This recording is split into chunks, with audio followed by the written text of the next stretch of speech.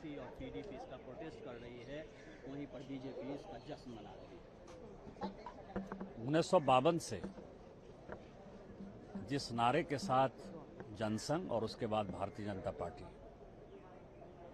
ने अपनी विचारधारा की लड़ाई लड़ी, वो विचारधारा की लड़ाई ये थी कि इस देश में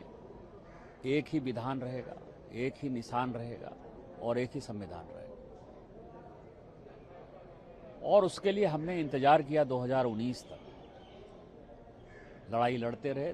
जब माननीय मोदी जी इस देश के प्रधानमंत्री हुए, अमित शाह जी देश के गृह मंत्री हुए, हमने धारा 370 खत्म किया और उसके आधार पर आज जो है जम्मू कश्मीर भारत का अभिन्न अंग है। यदि इनको किसी चीज के लिए लड़ाई करना चाहिए, झगड़ा करना चाहिए, धरना करना चाहिए, प्रदर्शन करना चाहिए, तो ये जो 5 अगस्त है, ये 5 अगस्त से लेके 9 अगस्त तक, 5 अगस्त से लेके 9 अगस्त तक 1953 में शेख अब्दुल्ला साहब कैसे जेल गए, शेख अब्दुल्ला के जो सबसे विश्वस्त सहयोगी थे गुलाम बख्शी साहब, उसको कांग्रेस ने कैसे तोड़ा,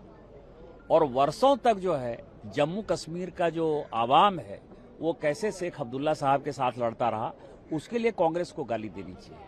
कि दो तरफा दोगली राजनीति जो कांग्रेस का पार्ट रहा है उसका क्या हिस्सा है कि एक तरफ वो शेख अब्दुल्ला साहब को चढ़ाते रहे, बढ़ाते रहे, 370 देते रहे, और दूसरी तरफ शेख अब्दुल्ला साहब जेल कैसे जाएं इसकी भूमिका बनाते रहे।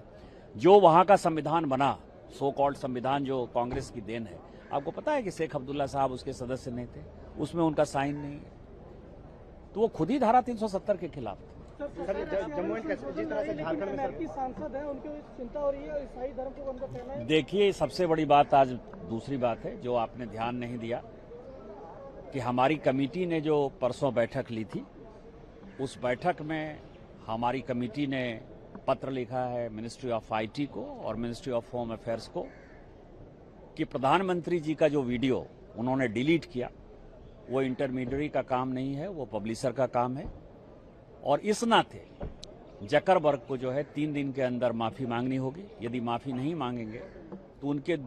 ऊपर जो जितने भी सोशल मीडिया प्लेटफॉर्म है उनको जो सेफ हार्बर दिया हुआ है हमने, जिसका कि वो गलत फायदा उठाते हैं, सेफ हार्बर खत्म कर देंगे। अब जितने गाली गलौज, मार पीट, उल्टे सीधे चीजें सोशल मीडिया प्लेटफॉर्म पर आती हैं, जिस किसी के खिलाफ आती है, वो सभी मेटा चीफ के खिलाफ जो एफआईआर करेंगे, पूरे देश भर में एफआईआर की बाढ़ आ जाएगी और उसके बाद सभी सलाखों के पीछे होंगे। सर, आपके प्रदेश में जिस तरह से प्रोटेस्ट चल रहा है, जिस तरह से जेएनयू प्रोटेस्ट कर रहा है पेपर लीक को लेकर, उसको लेकर क्या कहेंगे? ये बहुत ही दुर्भाग्यपूर्ण है,